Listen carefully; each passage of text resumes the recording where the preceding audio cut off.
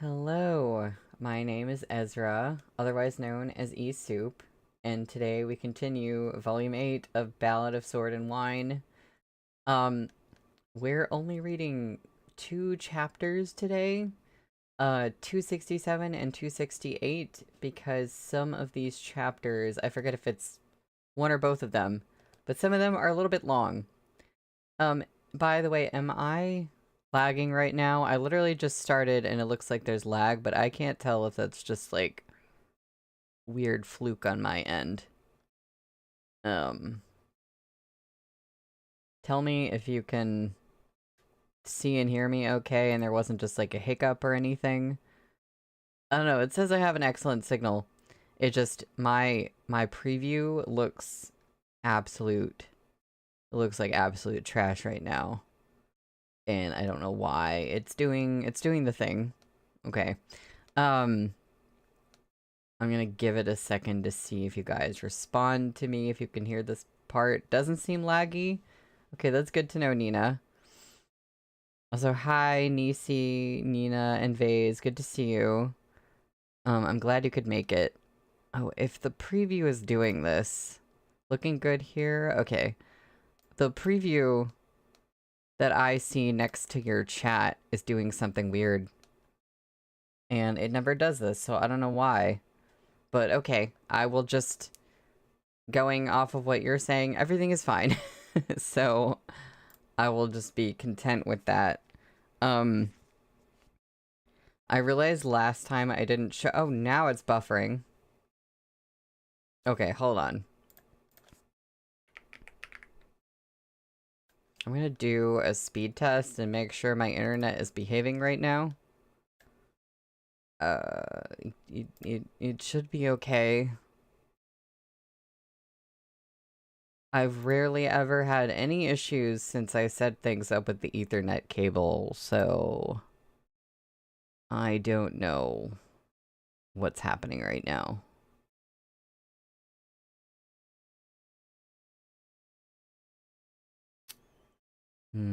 It looks like it's fine.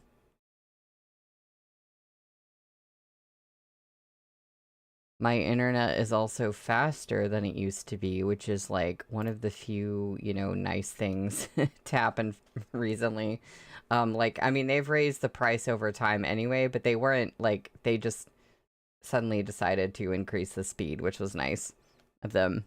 Okay, so yeah, my internet speed looks fine right now. Vase, you said it buffered for a minute but stopped. So I'm just gonna hope that everything is okay. Because it mostly seems fine on my end. What I was going to say is I realized that I didn't show you guys some of the, like, special edition stuff. I got the special edition of this volume. There really wasn't, like, a ton. I won't show you the postcards because they're literally just double-sided and they have the cover art on them. So you've seen the cover art. There is this really cute sticker sheet. It's so cute. I think that's on the bottom sides. I think we have Yao and Yu and why am I forgetting his name all of a sudden? Um Qiao Tianya. I think I was momentarily thinking of like one of his other names. Um and then who's the Ding Tao is the kid, I think, I assume. Um So we have like our side couples. We have a wolf and a fox and we have Mung, little birdie. And then wait, let me get it. There was a little paper standee that came with it. And they're kind of in like modern-ish clothes. So there is this. Like the modern-ish versions of them, but also still with like the headband and like long hair and stuff. It was kind of, it's very, very cute. It's kind of not what I was expecting the standee to be like. They look kind of like, like Pokemon trainers or something. Anyway, that aside, Yeah, so we're only reading chapters 267 to 268.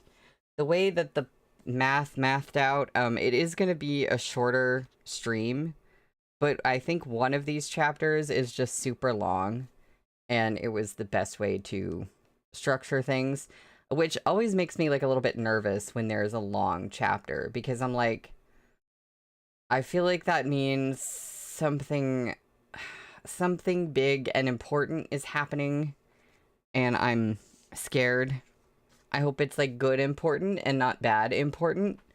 Um, so, that being said, I'm gonna get started. Interesting title for page 61, chapter 267. It is called Prized Chrysanthemums. It was customary in Chudu to celebrate the blooming chrysanthemums in the 9th month of the year. However, as Yongcheng had been struck by drought, and the imperial court still owed part of the capital officials' salaries, everyone in and out of the palace complied with the decree from Li Jianting to keep chrysanthemum viewing banquets simple this year. They said we gotta save money somewhere. Weeks ago, Fuman had gotten some gardeners to cultivate several hundred pots of exquisite chrysanthemums in his own country manner, but now he didn't dare present them. Today, he had woken before dawn. A junior eunuch waited on him as he rinsed his mouth and changed his clothes. Since eunuchs served close to the emperor's side, they couldn't have any odor. They all wore false collars that could be immediately swapped if stained with sweat, and their socks and shoes were velvet to keep them from making any sounds when walking. Fuman cleaned himself up and dressed neatly, then shifted his authority token to the front of his belt, before marching out the door. Seeing that there were still stars in the early morning sky, he went to the duty room near Mingli Hall and asked a eunuch who had waited in attendance in the bedchamber overnight, "Did Her Majesty sleep well?" Nisi said, "Modern AU school competition where two transfer kids run off together." That is totally what the with the standee looks like. Yeah, I don't really know where they got that from. If it's I see, I don't know if it's just kind of like modern-ish clothing for fun, or if there's actually an extra like that. And I don't want to know anything about what the extras are going to be ahead of time, but maybe has something to do with that. Some extra. The eunuch was washing his breakfast down with tea. Eunuchs on night watch couldn't eat as they pleased in the evening, for fear they would need the lavatory at night or their breath would stink.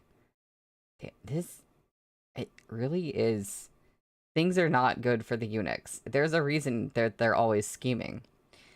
They skipped dinner and only dared to have some snacks to fill their stomachs before their shift. This eunuch was famished, but when he heard Fuman's inquiry, he jumped to attention, his hands held respectfully by his sides. "Lao Zuzong, Her Majesty slept decently yesterday and rolled over 4 times. She didn't call me at all. She didn't call for me at all." Fuman estimated the time and reckoned Li Jianting ought to have woken by now, so he took his place under the eaves and waited to be summoned. After a while, he saw Fengquan stepping out and merely smiled and nodded in greeting. Fengquan bowed properly, as if he hadn't noticed his brusqueness. "Her Majesty had half a mind last night to summon you to wait on her," Fengquan said. "Lao Zuzong, a double blessing is about to descend." Fuman glanced at him with suspicion. He couldn't tell what Fengquan had up his sleeve. Not daring to answer without thinking, he replied ambiguously, "May it be as you say." Now, what do they mean by what does he mean by a double blessing? In this context, the only thing I know is that like when there's a wedding, they put up a double happiness symbol. It's like the character for happiness, but 2 of them together. But that doesn't... I don't... What, like, sir, what do you mean? He didn't wait for Fengquan's response before lifting the hem of his robe to step into Bingley Hall. We're having twins? We're... Was pregnancy even in the cards? Like, I didn't even... The drapes in the bedchamber had just been drawn back, and the windows hung wide open. Fumon could feel the chill from the frost in the early morning. Taking small, quick steps, he pattered over to the bronze mirror, where he saw that Li Jianting had already finished her preparations for the day. Under normal circumstances, he would sing her praises at this moment, but he was cautious today and said only, "Your Majesty, breakfast is ready." Li Jianting wore her usual neutral expression. The flower embellishment between her brows flashed bright red as she raised a hand to touch the golden hairpin in her hair. Just some light fare is fine. This humble servant dares not forget your Majesty's instructions, and has instructed the kitchen to select simple dishes. Fumon bowed and held out his arm to support Li Jianting. Steamed gold and silver rolls and plain jade tofu. Li Jianting stepped out of her bedchamber. The memorials on her desk were all ones she had just endorsed last night. She looked over the pile she had specially picked out and checked them again. "Tell the Grand Secretary later," Li Jianting said as she pried apart the steamed roll, "that the Grand Secretariat can stop passing on the memorials paying obeisance after they've reviewed them. Like this one from Yo Tan of Liu Zhou. He's tediously long-winded, and for all he goes on, it's nothing but empty flattery. A waste of time." Fumon smiled. This humble servant has also heard of Lord Yo. Apparently, all his memorials are like this. Even Secretariat Elder Hai couldn't stand to read them. Li Jianting did not answer. She finished her breakfast and hurried to attend the morning court session. When the topic of Li Bei's advancement east was broached in court, it was mentioned that scouts in Dancheng had reported the increase of troops at the Beiyuan training grounds. However, before the Ministry of War could finish their report, the Ministry of Personnel began to argue with the Ministry of Revenue, demanding that they pay out the delayed monthly salaries. The Ministry of Revenue was at their wits' end. They had no money to pay anyone, nor could they push the issue onto Li Jianting, so they were forced to endure the scolding in silence. Midway through the rebuke, an imperial censor from the Chief Surveillance Bureau impeached a regional official for dereliction of duty for negligence in administering public order. Wait, sorry, I need to open water bottle that I have not done so.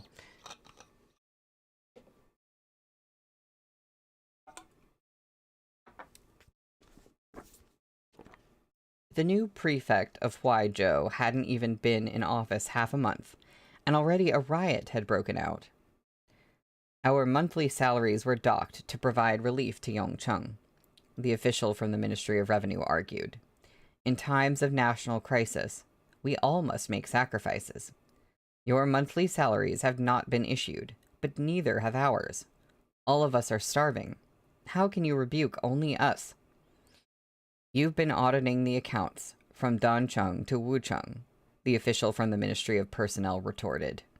"You've seized the estates of the Pan and Han clans, and with the Fei clan of Chuancheng taking the lead, the remaining cities are all making up for the arrears in field taxes.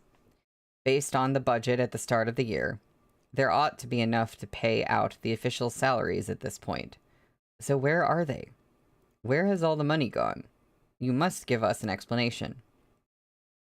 The Empress Dowager passed, and then Her Majesty ascended the throne, the harried official from the Ministry of Revenue replied. "Ask the Ministry of Rights. Where have the funds gone? They were spent exactly where they were needed. There's also the renovation of the Imperial Ancestral Temple, and the reconstruction of the residential district. The Ministry of Works..." "Stick to the topic of salaries," the official from the Ministry of Works broke in anxiously. What are you doing bringing up other business? We are upright men who fear no gossip, Liang Cuishan said. The accounts we investigated were all reviewed by the Ministry of Justice and the Court of Judicial Review, then audited by the Grand Secretariat, and reported to Her Majesty herself. We have held nothing back. He bowed to Li Jianting. Your Majesty, the Ministry of Revenue's accounts are submitted to the Grand Secretariat every month, with memorandums issued by the Grand Secretary and endorsement by Your Majesty. Every step in the process is carried out in strict accordance with the rules. Strict accordance with the rules? I doubt that's the case, Lord Chongshen. The Imperial Censor from the Chief Surveillance Bureau cupped his hands in a bow. Your Majesty, this humble subject was just about to impeach Xue Shouyi, formerly of the Ministry of Revenue, for taking bribes.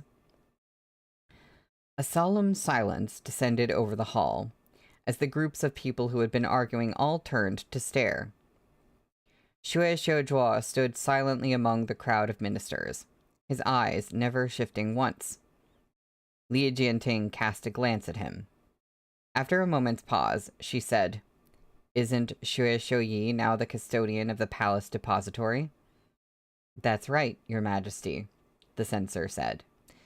But this man has been bungling his work since he was in the Ministry of Revenue.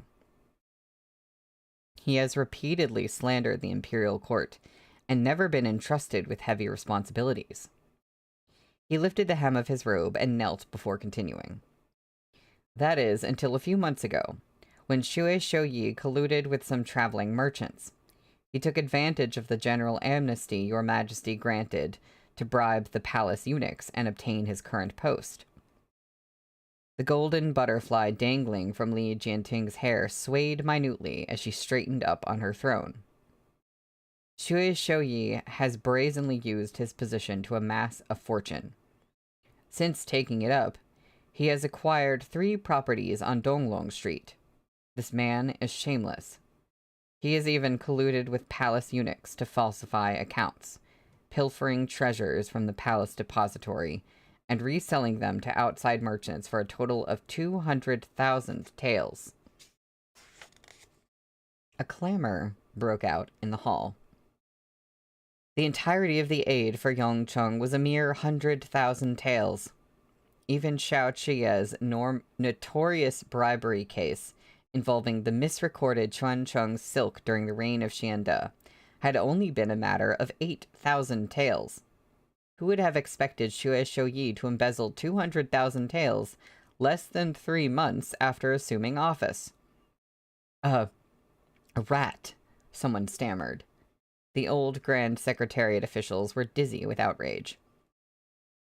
Li Jianting's expression grew increasingly dark. The treasures Xue Shouyi had sold had netted 200,000 taels, but Fuman had reported only 80,000 to her. Obviously, they had embezzled the remaining 120,000 taels together. This humble subject also wishes to impeach the Vice Minister of the Court of Judicial Review, Xue Xiuzhuo. We're going for both. The Imperial Censor switched targets, jabbing a finger at Xue Xiuzhuo. Xue Xiuzhuo abuses his power and exploits public office for private gain. He is high in rank, yet he engages in no self-reflection. He's in Your Majesty's favor, yet he does not understand Your Majesty's heart. He let a pilfering rat into the house, and colluded with Xue Shouyi. He's most abominable, reprehensible, and condemnable. How dare you, Li Jianting snapped. Everyone in the hall fell to their knees. It was so silent one could hear a pin drop. Li Jianting rose and stood in profile before the throne, pointing at the censor. As an imperial censor responsible for the important task of supervising and impeaching officials, you ought to verify the facts before you speak. You are keenly aware you control the narrative presented to the imperial court, yet you use this power to oust those whose opinions do not align with your own. If you ask us, you're the abominable one. You know, this is an interesting situation because Li Jianting, in some ways, has Shui Shouzhuo to thank for her power. Oh, hi Henry. Did it lag for anybody else? I can't even watch how my stream is doing right now in the preview because the preview video is like lagging for me, but because of that, I can't tell if it's actually lagging unless it tells me that my signal gets bad or something. Mm. I was just gonna say that Li Jinting is in a situation where I think she has to at least pretend to, kind of support Shui Shouzhuo. Because for all her power, in a way, she's indebted to him. But she doesn't, I think she has felt trapped by being put in the place that she was put in. And I think probably, well, I don't know if she would want Shui Shouzhuo to, like, actually get in trouble for certain things. Or how she'd kind of want that to go down. But I feel like she probably has a contentious relationship with him. But the face that she puts on, she can't really say that to anybody. So just now, somebody's trying to impeach Shui Shouzhuo, and she has to be like, no, you can't say that. Oh, it was just 3 seconds. It might be my Wi-Fi. Okay, yeah, let me know if the signal's weird for anyone else. And hopefully it behaves during the stream. The rank of an imperial censor was not high, but they were a force to behold on the floor of the court. Their very presence acted as a powerful deterrent against malfeasance. Even the Guangcheng emperor hadn't dared rebuke the imperial censors. The reprimands had gone in one direction only. The sole exception had been the idle Li Jianheng, who had lost his temper at Fu Linye during the Chuancheng silk bribery case. There had never been another ruler in the history of the Zhou Empire who dared to offend the censors. Ooh, so this is a big deal. Sure enough, the censor immediately defended himself. This humble subject has brought conclusive evidence. Yet your majesty insists on siding with the corrupt minister. Is this not a failure to distinguish between right and wrong, good and evil? Shui Shouzhuo is the imperial preceptor, Li Jianting said frostily. How can we allow you to bring false accusations against our teacher? Kong Qiao's heart sank. Prostrated on the ground, he exchanged a glance with Sen Yu. Shui Shouyi took bribes and perverted justice, Li Jianting said. We ordered the Ministry of Justice to investigate. Get to the bottom of this as soon as possible. As for Shui Shouzhuo, Li Jianting turned with the flick of her sleeve. Everything you've said is a filthy lie. Your Majesty, the imperial censor said ruefully, the Shui clan, if not eliminated, will swell into a faction. Shui Shouzhuo, he is clearly the next Hua Siqian. Shui Shouzhuo knelt with his head lowered, never once saying a word. Oh, that's interesting too, because Shui Shouzhuo is the one who took down Hua Siqian and his faction. Right? Yeah. So for him to be compared to Hua Siqian now, it's like, are you just doing the same kinds of things that you accused others for? I don't think he's doing exactly the same kind of thing, but I mean, we know that he's, you know, all about his own power, and he's complicated because it's like, do we side with some of the goals that he seemingly has? Like, yes, but the way he's gone about it has been wrong, and it's a whole situation. But this is interesting. I wasn't expecting Shui Shouzhuo to be, like, accused in kind of the same breath as his brother. As evening approached, rain began to fall over Chudu. From where Fengquan waited in attendance outside Mingli Hall, he could hear the distant sound of Kong Qiao remonstrating. Xue Shoujuo may be your majesty's teacher, but he is implicated in Xue Shouyi's bribery case. According to law, he must also be suspended pending investigation, Kong Qiao said. Your Majesty rebuked the imperial censor in court today, something that runs counter to your imperial ancestors' precepts. This was truly ill-advised. Li Jianting had remained silent since court was dismissed. No matter how urgently Kong Qiao spoke, she didn't answer. Kong Qiao bowed down. In the face of her silence, he straightened and bowed again. We have made up our mind, Li Jianting said. The Grand Secretary need not persuade us further. Fengquan, help the Grand Secretary away. The drizzle outside continued uninterrupted. Fengquan supported Kong Qiao's arm and personally held the umbrella over him as he strode out of Mingli Hall. A stiff wind stirred the fallen leaves. Kong Qiao summarized all his exhortations in a single sigh, and gently pushed Fengquan aside. He declined the umbrella and stepped into the rain alone. Fengquan hurriedly lifted the hem of his robe and chased him, holding up the umbrella as he walked Kong Qiao out. As soon as he'd received word of what happened, Fu Man had raced to Mingli Hall. He rushed in, dropping to his knees before he even stepped through the door, and wiping his tears with his sleeves. He wanted to cry injustice through the hanging screen. But he hadn't even opened his mouth when a teacup came hurtling toward him from within, smashing to pieces on the ground before him. You hunger for fame and position. You colluded with the court official to misappropriate valuables from the palace depository. Li Jianting barked through the curtain. Men, drag this deceitful bastard out. Oop. Oh, Henry, you said, see, I feel like she might have told Fengquan to watch out for Kong Qiao in case anything happens. Interesting. Okay, yeah, I could see that. Fu Man's informant had recounted all the details of the morning court session to him in the duty room. He steeled himself and knelt right on those shards of porcelain. Palms flat to the ground, he hastily kowtowed. Your Majesty, please hear this humble servant out.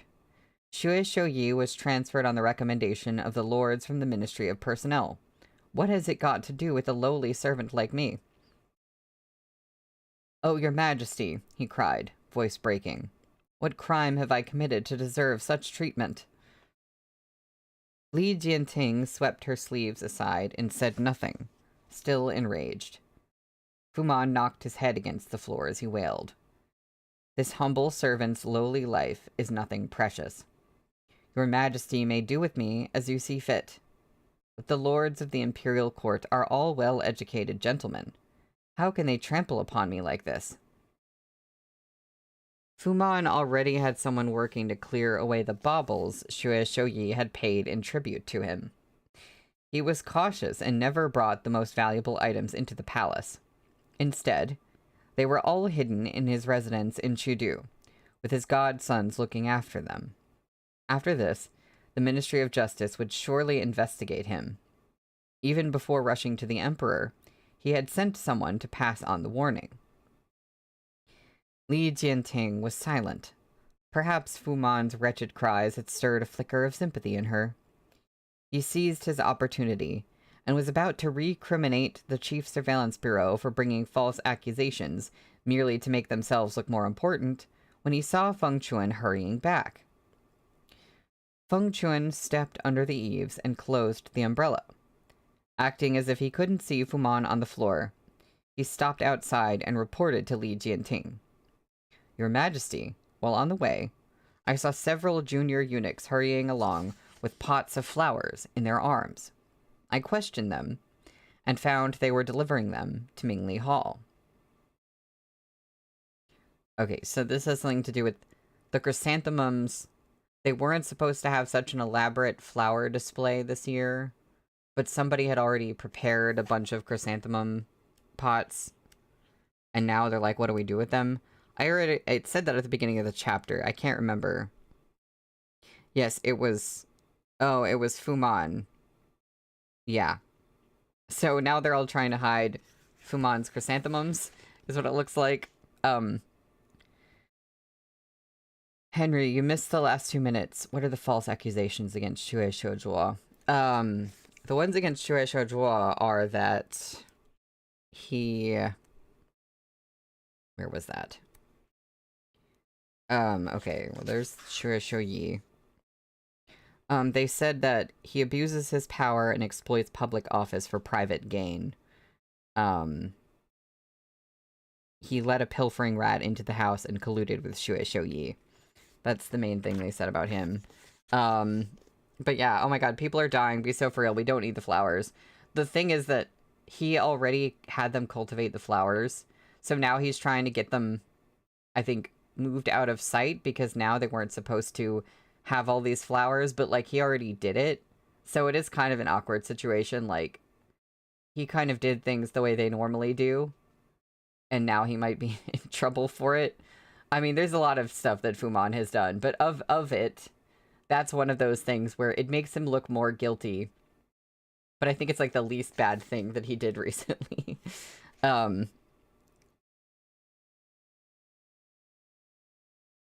But yeah, you also said, Henry, the audacity of Schemer McSchemerson to ask what he's done wrong. Yeah, no, but that's so valid though. There's quite a lot of palace bullshit. Fuman looked around and spotted several familiar faces. Each of the junior eunuchs trailing Fengquan was carrying a pot of expensive chrysanthemums. He glanced again at Fengquan, who was standing with his head held high, and was overcome by an ill sense of foreboding. Li Jianting lifted the hanging screen and stepped out. Brow furrowed, she said, "We have already given instructions not to waste time and energy planting these chrysanthemums. Who presented them? And why didn't the duty room report it?" The eunuchs kowtowed. "Your Majesty, it was on Fu Gongong's orders." Fuman's stomach was twisting with anxiety as he replied, "How dare you speak such nonsense before the Son of Heaven?" Interesting that he still says Son of Heaven. "It's my turn on duty today. When did I ever instruct you to do such a thing?" Since the court still owed the ministers their salaries, Li Jianting had kept in place the order she'd issued at the start of Yongcheng's drought. The palace maintained a policy of frugality, and had done away with any extravagant customs. On top of that, Fuman was currently accused of selling off valuables from the palace depository. This was the moment he most feared, getting caught up in any other trouble. He had intended to piteously plead his case here, then abandon Shui Shouyi and make him the scapegoat. He had just been about to make the point that he lived on soybeans and touched no delicacies. He had never expected this turn of events, which sank him into an even deeper predicament. "Silence, castrated bastard." Li Jianting's expression grew increasingly grim as she turned and ordered the junior eunuchs, "Tell us the truth." The eunuch who spoke earlier was shaking from terror. Last night, Fu Gongong sent someone to pass on instructions to this humble servant. He said the chrysanthemums from his manor were to be sent into the palace together with the ingredients purchased by the Court of Imperial Entertainments. He said these flowers were exceedingly valuable, and to take good care of them. Once your Majesty finished with the court session today, we were meant to take them to Mingli Hall for your Majesty's enjoyment. Fuman's limbs were ice cold. He snapped. "How dare you frame me without proof? Since you say I sent someone to instruct you, where is the note? Where is the authority token?" The eunuch raised an arm to wipe the rain off his face. Fuman's bellow gave him such a fright, he was nearly paralyzed on the ground. The person who came looked familiar. He's Lao Zuzong's godson. How would I dare ask for a token? Fuman clenched a porcelain shard in his hand. The edges dug into his palm, drawing blood. He seized on this last sentence. So it really is a load of bullshit. I've served in the palace for nearly 20 years, and though I may be dull, I know the rules. No one does their duties and errands without a token. Your Majesty, Your Majesty. He held up his own authority token, and shuffled forward on his knees, looking beseechingly up at Li Jianting as his voice rose. Even if I die today, it must be a justified death. Your Majesty, this humble servant also finds this matter odd. Fengquan lifted the hem of his robe to kneel before Li Jianting. Fu Gongong oversees all internal affairs within the palace, and is your Majesty's most trusted aide. He mustn't be framed with false charges. We have to get to the truth. He looked at Fu Man.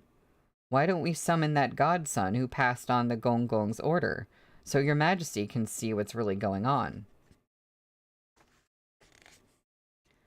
Fu Man saw derision on that delicate, handsome face. Without waiting for Fu Man to respond, Li Jianting commanded the guards, Go, find and bring Lao Zuzong's son over. She stressed the title so heavily, it chilled Fu Man to the bone. Within a few moments, the guards brought the man before the hall. Rainwater washed over the steps. The godson lowered his head and prostrated himself on the wet ground, shivering all over. Unable to get a clear look, Li Jianting said, Lift your head. He whimpered and clung to the ground, shaking his head frantically as if scared witless. The guards at either side grabbed his shoulders and yanked his head up. Li Jianting didn't recognize him, but the junior eunuch exclaimed, That's him, your Majesty. It's Yingxi Gonggong. Yingxi, the military inspector eunuch during the reign of Tianchen, Fengquan quietly reminded Li Jianting. The Prince of Donglia apprehended him and transported him to the capital. He has long been locked up in the Ministry of Justice's prison.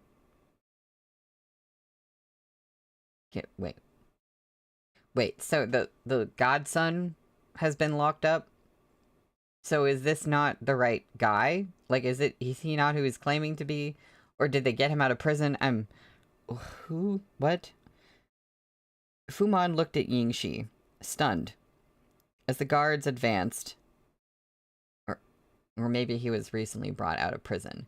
If I'm just forgetting something from last time, I apologize. Fu Man looked at Yingxi, stunned. As the guards advanced, he snapped to his senses and shouted, I've been wrongfully accused. Your Majesty, this person is not.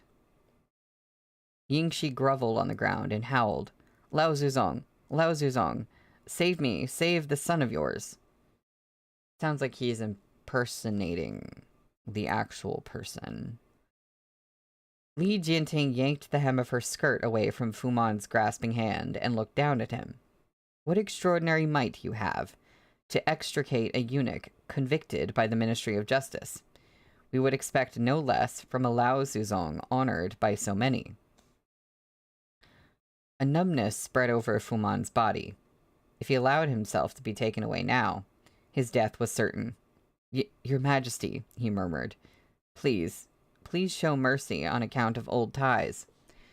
We are master and servant of the palace, Li Jianting said. What old ties are there to speak of? We showed you great favor, but instead of gratitude, you insult us by committing such a grave offense.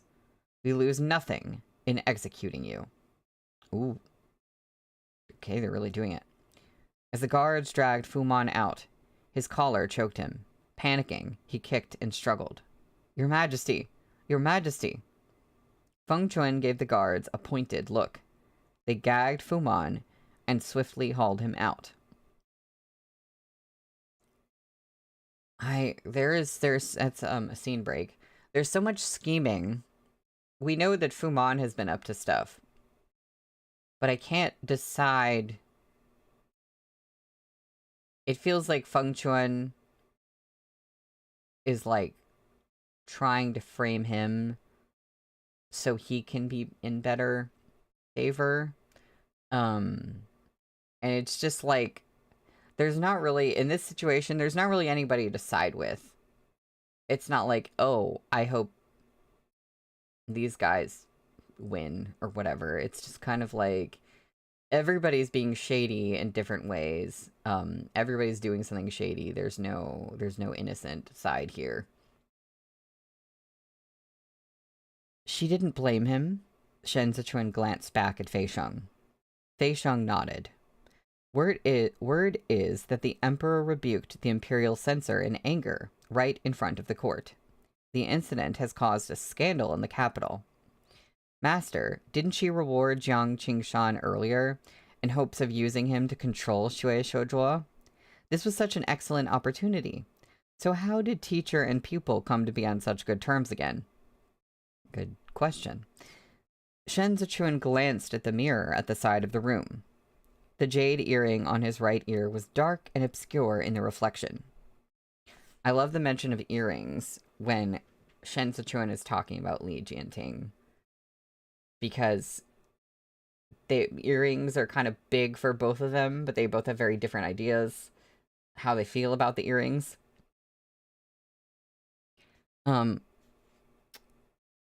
He contemplated the question for a moment. I have underestimated the girl emperor. Yao Wenyu had been watching the raindrops drip off the eaves. He suddenly brushed away the entire board of Wei Qi pieces, sending them splashing into the puddles, where the ripples soon covered them up. He coughed, tasting the metallic tang of blood in his throat, as he said, "The tree that stands tall above the canopy will be snapped by the wind. The soil that juts out of the riverbank will be smoothed by the rapids. If what the Emperor said in court is to be believed, she means to both use and depose Shui Shouzhuo." No. That makes perfect sense. That is the end of the chapter, and that makes perfect sense. Oh yeah, and Henry, you were saying I feared Daughter of Heaven would be too woke. The old officials would die. That's valid. Of course they were going to say Son of Heaven instead. If... Henry, I'm sorry, what? How long have chrysanthemums been the butthole flower? Was that a thing in the Ming Dynasty? I did not know that's what they were? Question mark? Nisi, you said authority tokens have already been used deceptively in the series. Who the hell is in control of the situation? I can't tell which schemer's turn it is. It seemed like Fengquan was part of that as far as getting Fuman executed. But I can't keep up with, like... I know we had some discussions about this, about overturning Shui Shouyi. I think that was... I forget if there was anything that came up in the previous stream, or if that was all, like, last volume. In which case, of course, I can't remember. But I know there's a lot of... I feel like there's a lot of different sides acting right now. And causing different things. Also, good to see you, Lon Jade. I'm glad you could catch up. Oh. You said... Henry, you said the Yaoi website, Chrysanthemum Garden. It's code for hole. I didn't know that's why it was called Chrysanthemum Garden. I just thought they thought that was a cute name. I'm being so real right now. I didn't know this was a thing.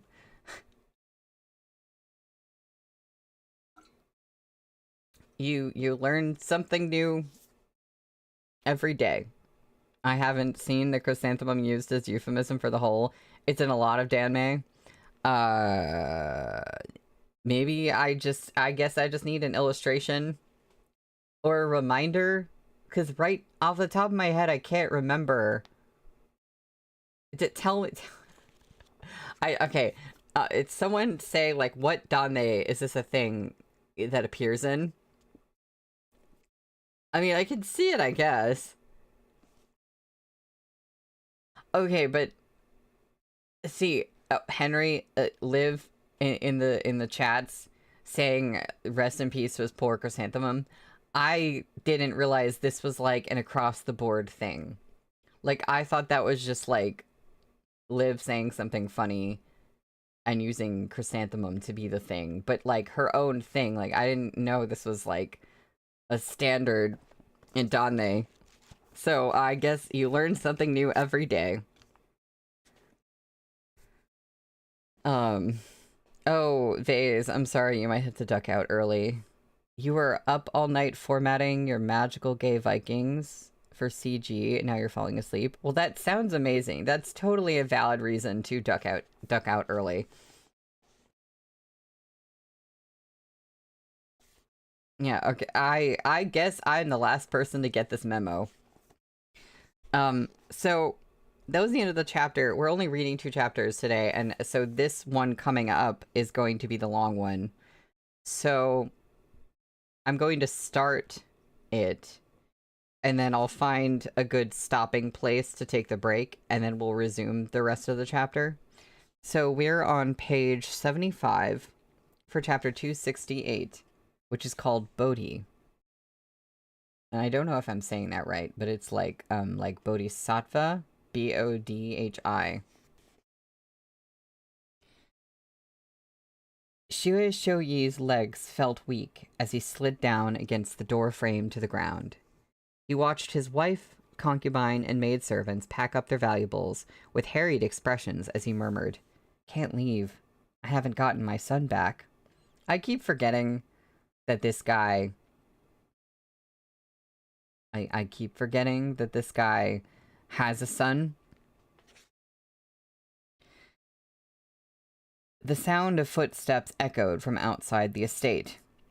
The house guard craned his neck for a look and got the fright of his life when he saw a line of capital troops. The door to the courtyard slammed open. As the soldiers swarmed in, Xue Shouyi waved his arms and cried, "The Imperial censor slandered me. I've been wrongly accused." A newly appointed general fished out an authority token, an official document from inside his robe. "This is the writ from the Ministry of Justice, which comes with Her Majesty's inked approval." He surveyed the courtyard. "Take them away." The capital troops hoisted Xue Shouyi up until only the tip of his toes touched the ground, and gagged him before dragging him off. Fu Man had been thrown in prison, and with that, a great number of eunuchs were swiftly removed from office. That very night, Li Jianting swapped out all the key staff from the 24 gay men. When the guards knocked on their doors, they didn't give the eunuchs a chance to speak before gagging them and hauling them away, handling the arrests even faster than when Li Jianting was poisoned. The sound of footsteps rang throughout the palace, and innumerable guards stood in the shadows around every corner. The eunuchs and palace maids on duty moved and spoke with caution. Everyone kept their heads lowered and their hands close to their sides, not daring to look around. Xue Shoujua didn't sleep. Robe draped over his shoulders, he stood by the window and listened to the flurry of running footsteps beyond his wall. The rain and clouds had just cleared, and the cold, clear moonlight washed over him, while the long shadows of bamboo by the window crossed his face. His mute servant rubbed his nose thoroughly, a gesture that urged Xue Shoujua to rest. Xue Shoujua looked back and asked, "Is the young master sleeping well?" The mute boy nodded and pointed in the direction of Xue Jin's room, grunting an affirmative. "You should go to bed," Xue Shoujua said. But the boy didn't want to. He beckoned to Xue Shoujua again, telling him to eat something. Xue Shoujua didn't answer. He picked a Wei Qi piece off the board and studied it, as if there was something he couldn't figure out. Seeing that he insisted on staying up, the mute boy frowned in exasperation. Instead of leaving, he sat down in the doorway. It was a long time before Xue Shoujua tossed the piece back into the basket with the others. So... Wait. I feel like that was a moment of, like... Xue Shoujua is like... I was played like a Wei Qi piece. And he's sitting there studying it, trying to figure out, like, now who did this? Right? At least that's kind of the vibe I get from that. Although I'm a little bit unclear whether he is totally in trouble right now or not. Because according to the Emperor, he's not in trouble. But I don't know if this has kind of caused an issue for him as well, just like being accused. That seems like it would be a problem regardless. Yeah. Also, if I didn't say this before, congrats, Phase. Also for getting your story on Chrysanthemum Garden. That's really cool. Yeah, and you said it's a nice feeling having two things there now. You have Magical Gay Vikings story on CG. What's the other thing that you have on there? The next day, after morning court, Shui Shoujuo waited outside Mingli Hall for Li Jianting's summons. There had been countless memorials impeaching him today.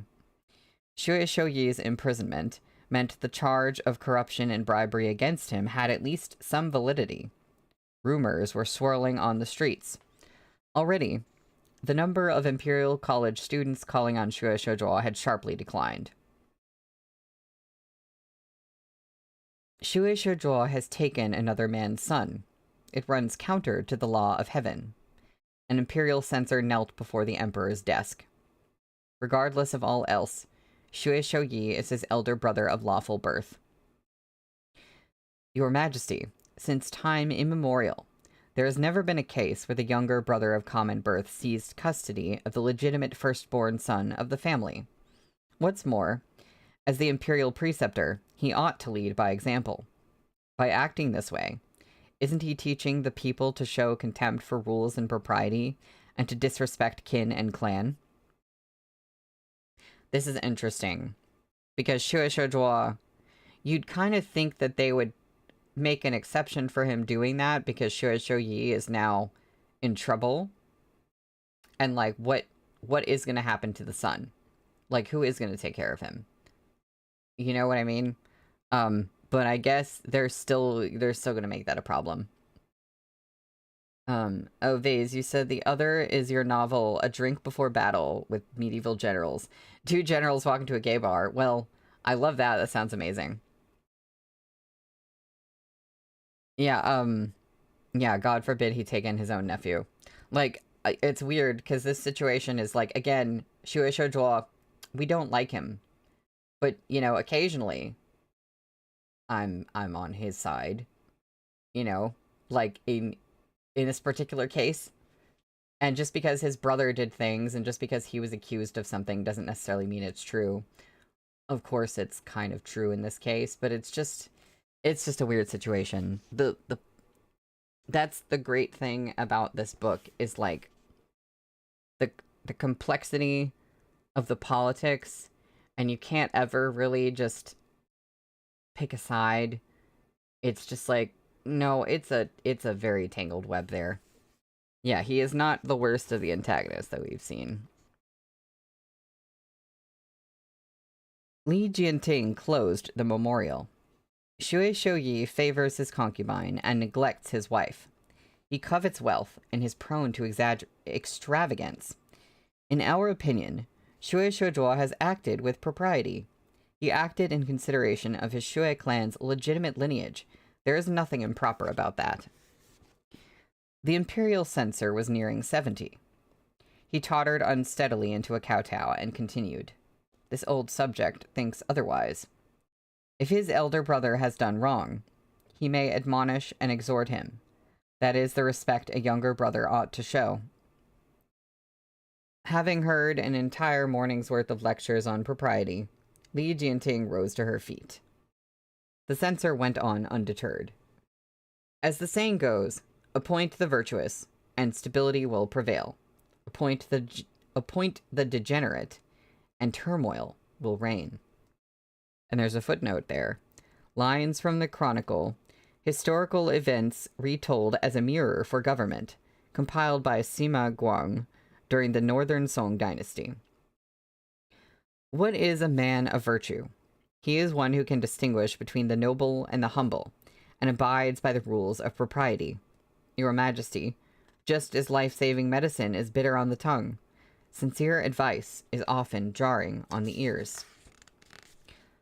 Unable to walk away, Li Jianting sat back down. The clear sky that followed the rain brought with it a stifling heat. which wilted even the flowers planted outside the hall.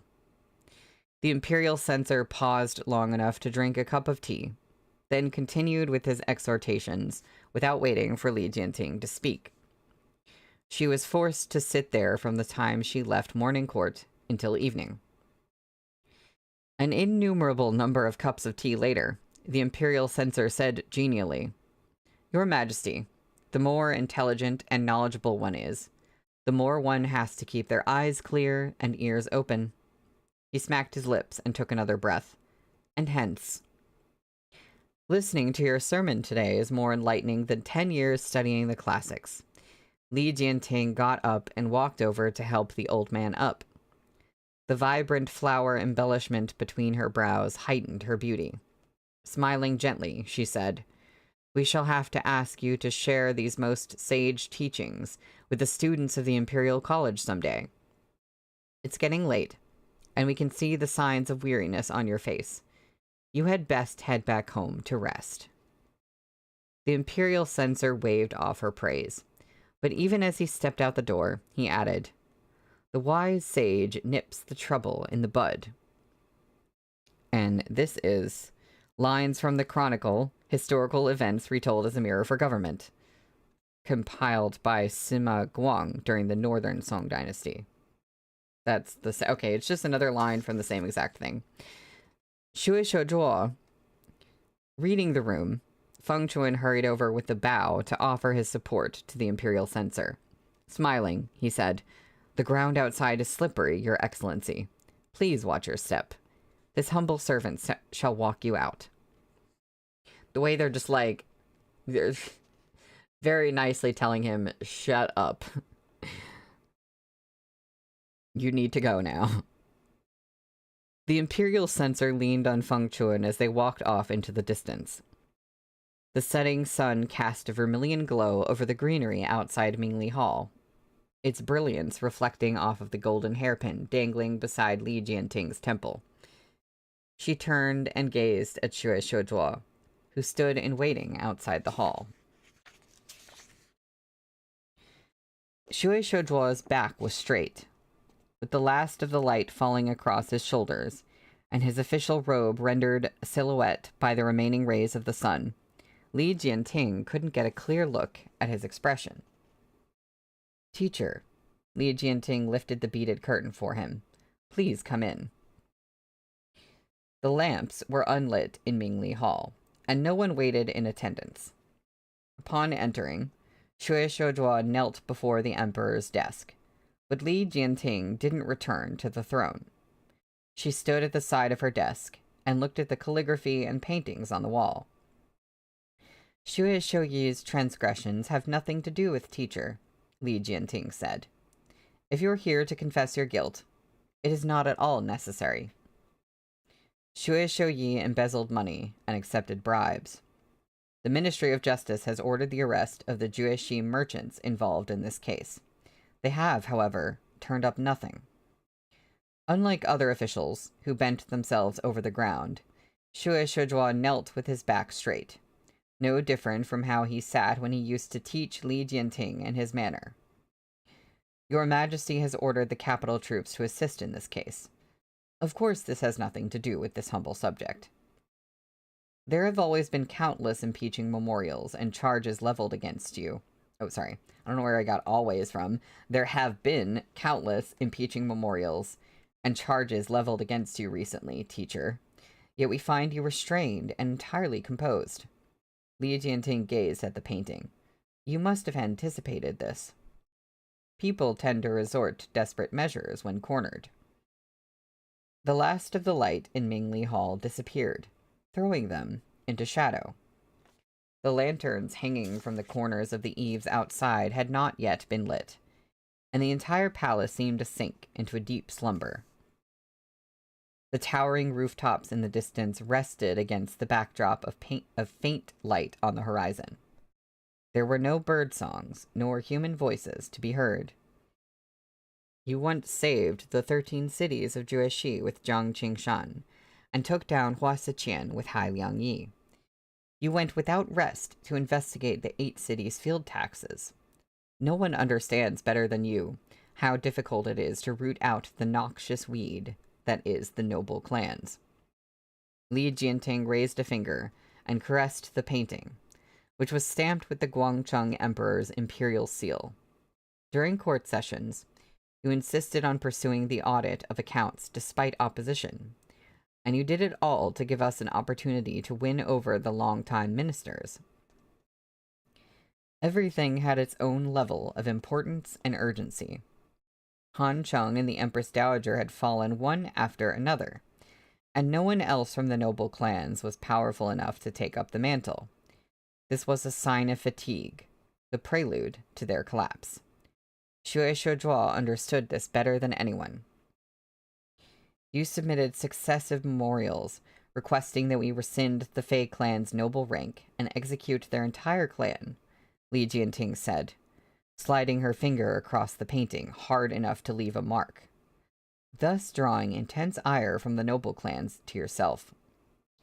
That was also done to give us a common enemy with them. The Pan clan of Dancheng, the Han clan of Wucheng, and the Hua clan of Dicheng. Before and since Li Jianting's ascension to the throne, the Grand Secretariat and Xue Shozhuo had helped her expel these driving forces of the nobility, one after another. Now that the court needed to pacify the noble clans long enough to counter the threat from Zhongbo, someone had to become the scapegoat for their past feud.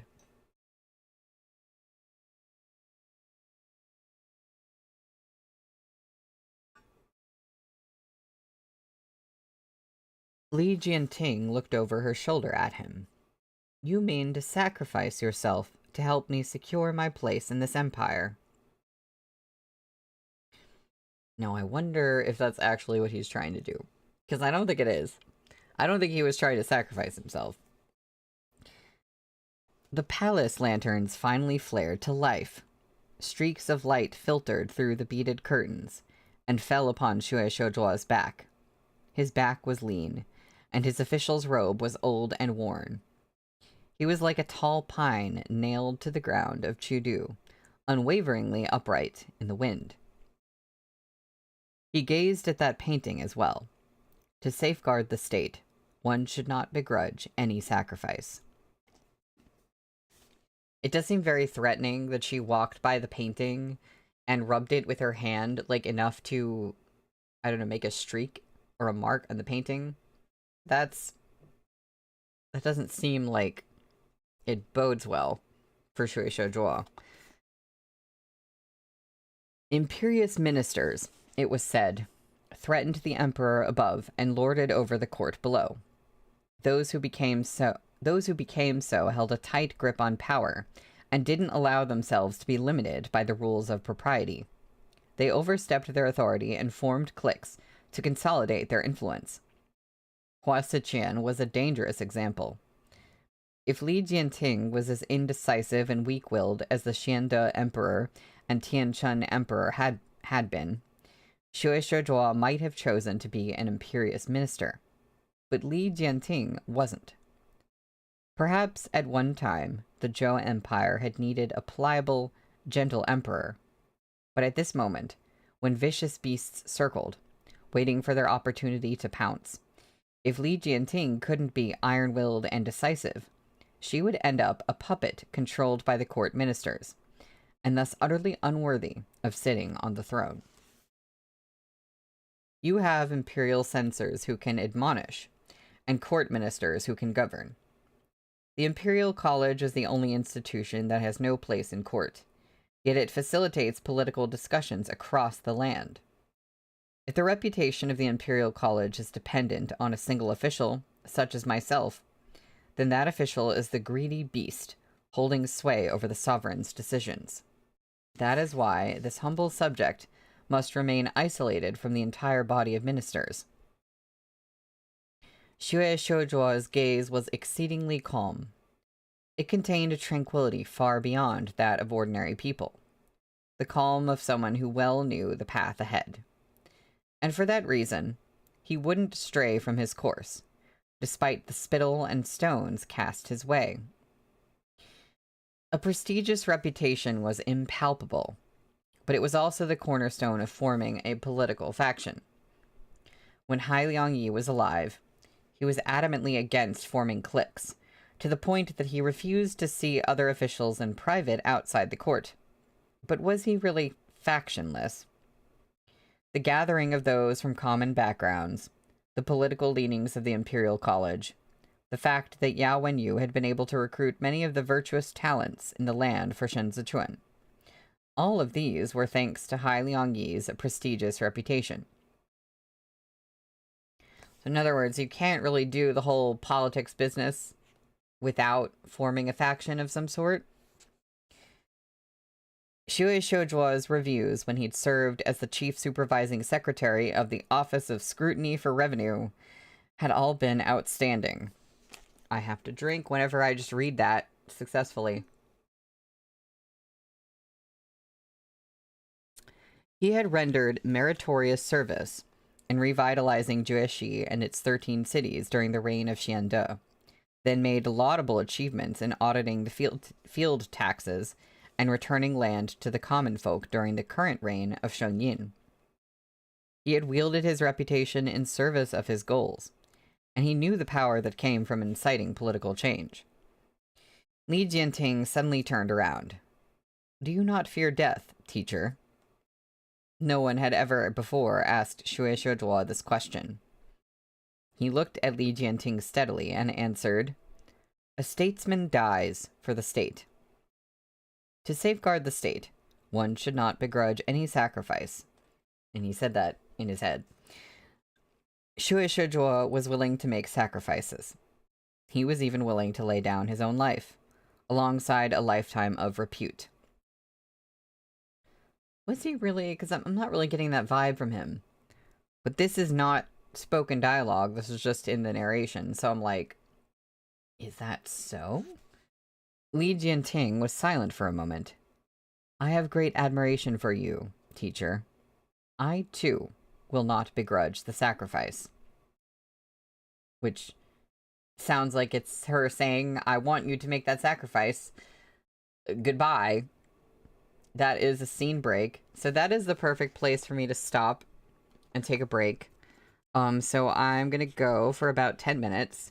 And when we come back, we will be at the top of page 83 in chapter 268. Yeah, where the italics are. At the scene break. Yeah, this is very interesting. I wasn't expecting the super long chapters to be like dense court, like politics kind of stuff. For some reason, I was like, well, what I was worried about, I was like, uh-oh, a long chapter, there's going to be some kind of like surprise attack or something, you know, else crazy like that, which there's still plenty of time for it to happen. But instead it seems like we're getting a lot of like the intricate court politics, and I am very curious about how the Xue Shoujuo thing is going to play out. And if Li Jianting finally finds a very sneaky way to let Xue Shoujuo get in trouble. I'm excited to see more of that for sure. So yeah, I will be back in about 10 minutes.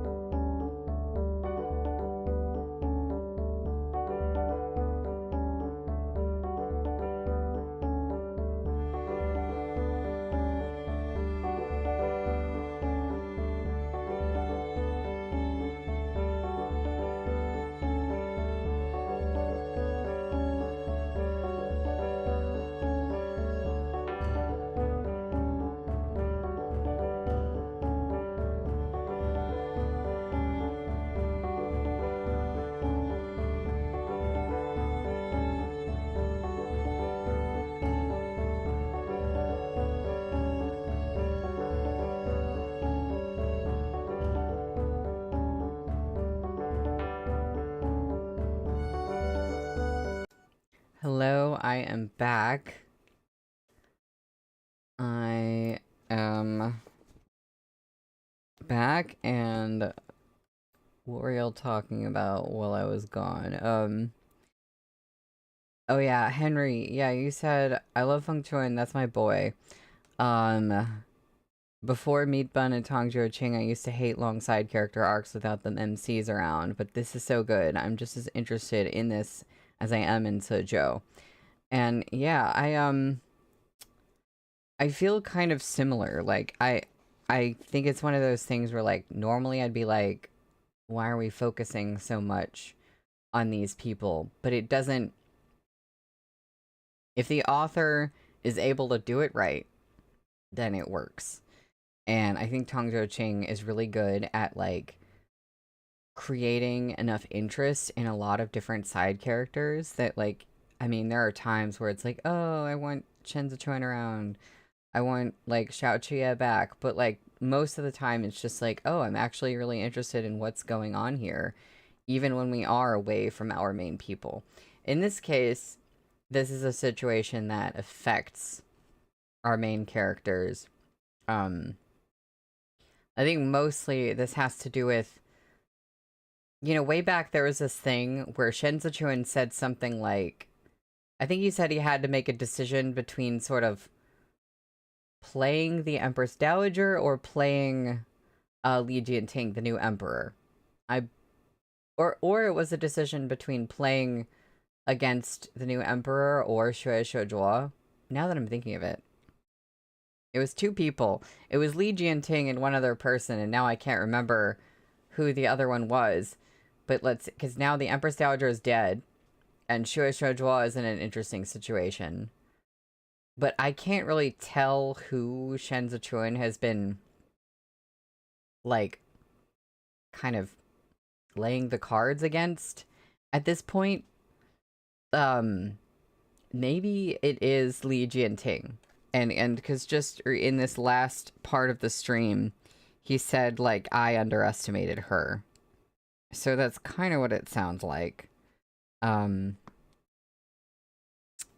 So I'm very interested to see how all that plays out. But even though, like, Shen Zichuan factors into it, but on its own, it's still just sort of, it's like interesting drama. Just like, oh, I really do love all the palace drama, like court intrigue stuff. It's all very fun. And yeah, Henry, you said I do miss Ding Tao. If anything happens to Ding Tao, Tang Zheching and I are having words. Days, you agree? Yeah, yeah, Nisi, you said Ding Tao is the lovable idiot savant. I love how much the intimate servants love their masters, and their masters' husbands are a farming for our main guys. Yeah, no, Ding Tao, I pray and hope that Ding Tao is, like, completely untouchable and nothing will ever happen to him. Except for good things. Because that's what we need. So, I'm gonna get back into it. We're in chapter 268. At the top of page 83, the scene break. An object that has not reached its terminus will not reverse its course. Evil that has not reached its peak will not meet its demise. And there's a footnote for this. That's our third footnote this stream. Lines from the Chronicle. Oh my god, okay. It's a footnote about, they've been quoting from the same thing. Lines from the Chronicle. Historical events retold as a mirror for government. Compiled by Sima Guang during the Northern Song Dynasty. I don't know if the footnote needs to tell us that every single time. Like, it could just say that it's from historical events retold as a mirror for government, because I think we know that by now. But that is interesting how much... Like, so every now and then, the events happening in the book, it makes me want to read some of the stuff that is being cited, because I'm like, if there's a lot of inspiration drawn from that to sort of make up this political plot, then I am intrigued. Yao Wenyu scribbled rapidly, his handwriting a messy scrawl. The floor of the inner chamber was covered with paper. His hand trembled ever so slightly. He abandoned the brush and covered his mouth in a violent coughing fit. I don't like that. Opportunity. Opportunity. Qi Shiyu wanted the Qi clan to inherit Qi Juyan's title of Prince of Donglie. He was far more cautious than Xiao Fengshu. Even now, he was still patiently observing the situation. Shen Zichuan had just won the hearts of the people from the 6 prefectures with the Battle of Duanzhou. To completely disassociate himself from the name Shen Wei, he had to be benevolent and righteous to the end. Tantai Hu's Duanzhou garrison troops might be camped at the Beiyuan training grounds, but he couldn't make the first move. Even if Qi Juyan did nothing, the 300,000 soldiers of the Qidong garrison troops remained a blade hanging over the south of Zhongbo. Opportunity, opportunity. The prefectural governor needed an opportunity to completely eradicate these latent threats. Yao Wenyu's coughs became sharp and urgent. The brush slipped from his fingers, and he pressed the handkerchief over his mouth. Qiao Tianya had only just returned from his duties. The moment he dismounted his horse and entered the courtyard, he heard the coughing inside. Fei Sheng, who had come in with him, looked at the maidservant. Did no one prepare his medicine? He only took half the bowl, the maidservant answered in a soft voice. Then he shut himself inside, and said not to disturb him. When Qiao Tianya pushed the door open, he found the woolen rug littered with loose pages. Fei Sheng, a step behind, bent to pick them up, only to see that every one was filled with words. He couldn't help but blurt in astonishment. Is he planning to author a book? Qiao Tianya had already burst into the inner chamber. Yao Wenyu's handkerchief was stained red. Qiao Tianya shoved the wheelchair aside and scooped Yuan Zhuo up in his arms, then called out to Fei Sheng, "Get Jiran in here." When Yao Wenyu's head dropped back, blood ran from his nose. Qiao Tianya pulled away Yao Wenyu's hand, which had been covering his face, and found it damp and cold. Great. Great. Great. Yeah, and Henry, what you just said, he writes like he's running out of time. Cool. Awesome. It was late in the night. Jiran had long since gone to bed. Qiao Tianya didn't dare wait for someone to fetch him.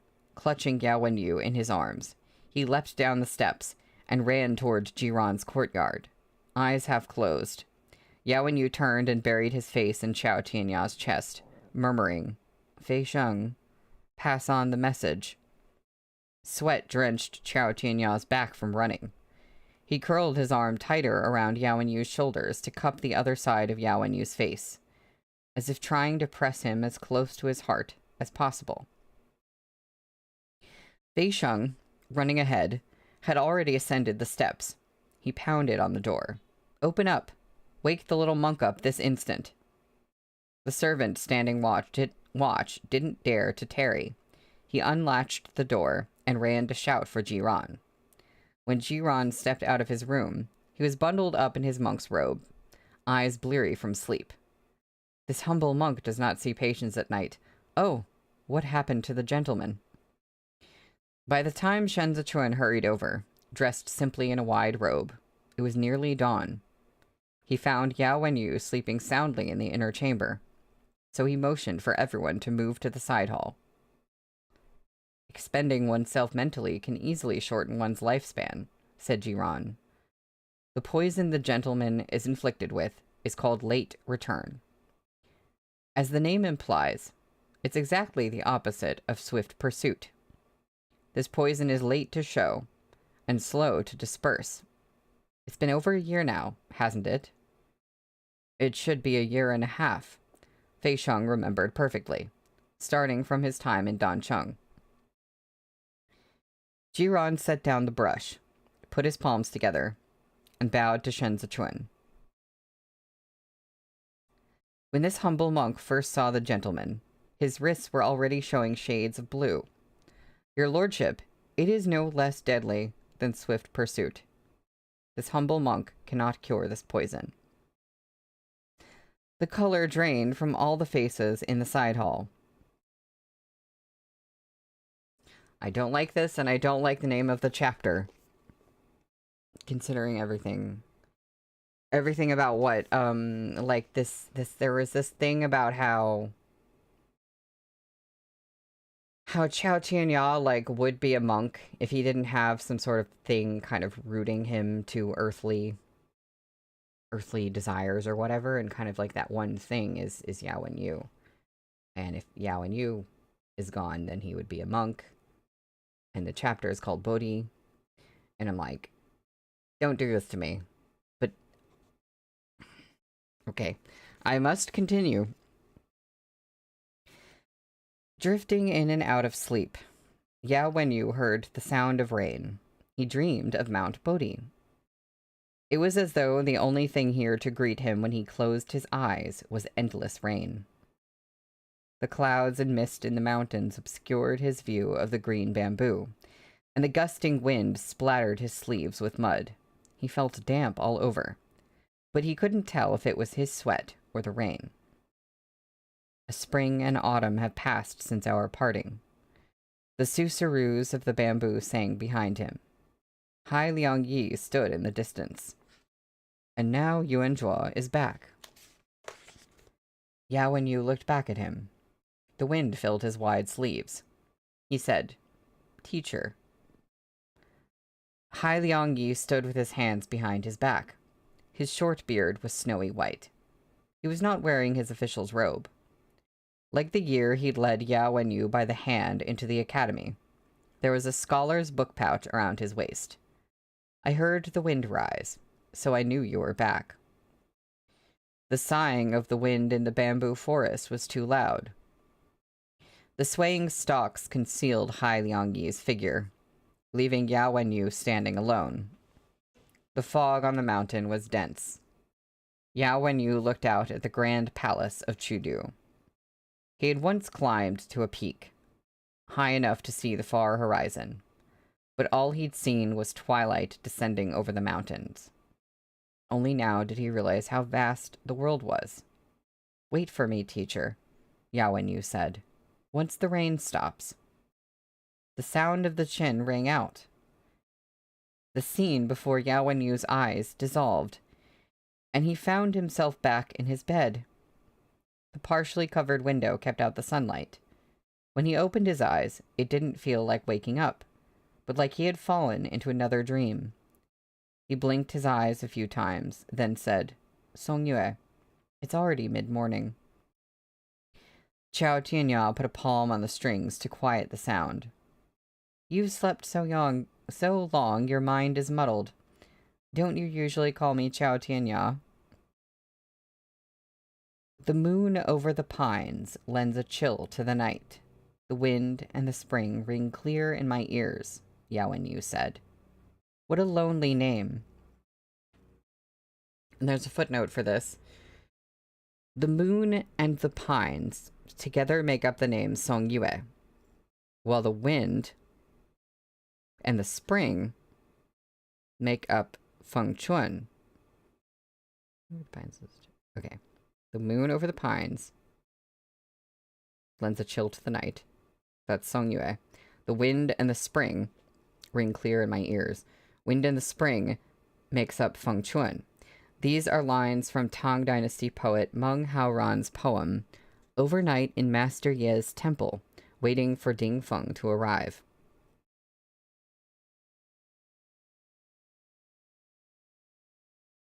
So, he's saying something here about Fengquan. Yeah, Henry, you just said right. So he's Qiao Tianya's brother.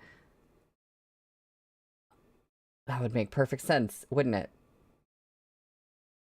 And wasn't there a Qiao family? Wasn't it? Wait, Qiao. Wasn't there a Qiao family that of like, I don't know if they were like a noble family, but like one of the families that they talked about. There was the Shao family, but there was also Qiao. So maybe he's not a Shao. Maybe Fengquan is a Qiao, and he's Qiao Tianya's brother. Hello. And we okay. I'm not okay. I'm not ready. Oh, or he's not. Okay, I should have just read the next part instead of saying that. I once had a friend named Shao Fengquan. Qiao Tianya plucked the strings, eliciting a cascade of notes that didn't form a tune. A pity he died. Okay, so he is a Shao. Okay. Yao Wenyu took a moment to listen to the discordant sound and said, "You play the qin. Did he play it too?" "I don't remember," Qiao Tianya said. "But I'm the only one who can play the qin for you." Yao Wenyu glanced at him. "You have yet to teach me the piece you were going to, back during our first encounter in spring." Qiao Tianya stilled his fingers and looked up at Yao Wenyu. "We have time yet." There's a scene break there. I just want to say, it sounds like Qiao Tianya is putting off teaching him that piece on the qin, because he can always say, we have more time. And I think he wants to believe that there is more time for Yao and Yu. And so he just is going to keep putting off teaching him that. But also, hello? Xiao Fengquan? Okay. Well, it seems like we're getting back into other business after the scene break. Xue Shouyi's account of events was confused and garbled. The residences of the traveling merchants he'd had dealing with all turned up empty. Chudu required proof of household registration upon entrance and exit. Yet the capital troops spent 3 days turning the city upside down without finding the men the papers belonged to. The merchants who had wantonly squandered so much money on Donglong Street seemed to have vanished into thin air. When Kong Qiao received Xue Shoujuo's request, he was drinking tea in the Grand Secretariat's office compound. He set the cup down and considered for a moment. Let him proceed.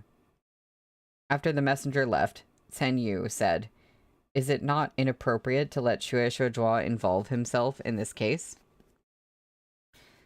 This matter concerns the inner court and involves a large sum of money.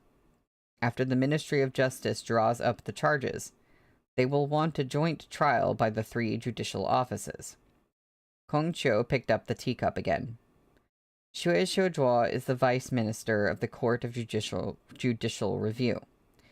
Since he hasn't been suspended from duty, he has the right to supervise and investigate. But Xue Shouyi is his elder brother. He ought to recuse himself to avoid a conflict of interest. Chen Yu placed his hands on his knees. Furthermore, there have been an increasing number of memorials impeaching him lately. Not that I'm insinuating anything, but Xunyi, the Chief Surveillance Bureau, ought to be cleaned up too. Kong Qiao took several sips of tea. It wasn't wrong to impeach Xue Shouyi for corruption and bribery that day, but dragging in Xue Shoujuo inevitably makes it appear that personal grudges are involved. Look what they're saying. They're all groundless accusations. Xue Shoujuo is a man of extraordinary merit, and he comes from a noble clan, Chen Yu said. Those who hate him are only too eager to trample on him. If Her Majesty had been willing to rebuke him even a little when dealing with Xue Shouyi, this affair wouldn't have incited such outrage. Unable to taste the tea in his mouth, Kong Qiao set down the cup. After a moment of silence, he said, "To begin with, a direct remonstration was not the way to go. Xue Shoujuo audited the field taxes and returned land to the commoners in Dancheng, Wucheng, and Chuncheng. Yongcheng suffered a drought this year, and Jiang Qingshan went to everyone in Chudu trying to borrow grain. Despite all of that, neither of them touched the grain allocated to the common folk of those 3 cities. The people all remember him fondly, to the point that they've erected longevity tablets at home to make offerings to honor him. Her Majesty herself just denied his request to continue pursuing the audit of the field taxes. To defuse the situation, she rewarded Jiang Qingshan. If she censures Xue Shoujuo now because of that scoundrel Xue Shouyi, the people of the 3 cities will object. Besides, he continued, it's common knowledge that Xue Shoujuo and Xue Shouyi are on poor terms. They long ago divided up the family estate and now live apart. The imperial censors want the emperor to dismiss Xue Shoujuo from office and investigate him for this. But if Her Majesty did as you asked, wouldn't she be seen as cold-hearted and ungrateful for casting him aside after all he's done? Xue Shouyi colluded with Fu Man to embezzle money and take bribes, and Her Majesty immediately ordered the Ministry of Justice to investigate. She hasn't shown any inclination to save Xue Shouyi for Xue Shoujuo's sake. Investigate what ought to be investigated, and execute those who ought to be executed. It won't do to push others into too tight a corner. Chen Yu could tell Kong Qiao meant to protect Xue Shoujuo, so he said, the imperial censor only remonstrated with Her Majesty, because he feared she would show favoritism toward the Xue clan. If Her Majesty listens to Xue Shouzhuo on every particular, it will turn the court on its head. Besides, didn't Her Majesty's recent favoring of Fuman lead him to forget his place? Kong Qiao pointed at Sen Yu. That's right. Fuman committed one mistake after another, because of Her Majesty's favor.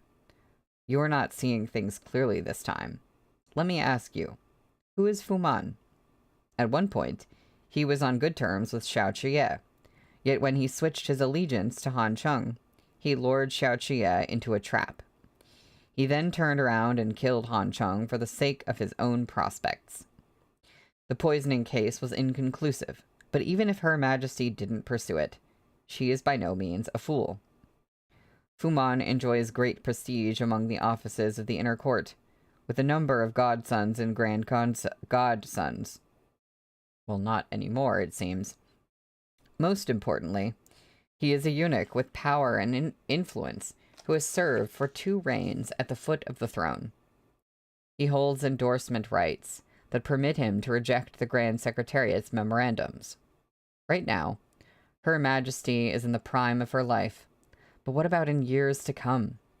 Keeping such a vile character at her side could easily result in physical harm or worse, the ruin of the foundations of the state itself. If Her Majesty didn't see him dead, I would have. I think she has. He stood up and paced the room. And now Shen Zichun has deployed a large number of troops to the Beiyuan training grounds. How long can the 40,000 new soldiers in Chudu hold out? We must ask Marshal Qi to come to Her Majesty's aid. When Marshal Qi sent troops to fight the Qingshu tribe earlier in the year, Xue Shouzhuo supplied the salaries and provisions from his own coffers. If we want the marshal to march north of Tianfei Watchtower to fight in Zhongbo now, we'll have to ask Xue Shouzhuo to fund it again. Yeah, I really don't want to see Marshal Qi become their enemy. I'm really concerned about that.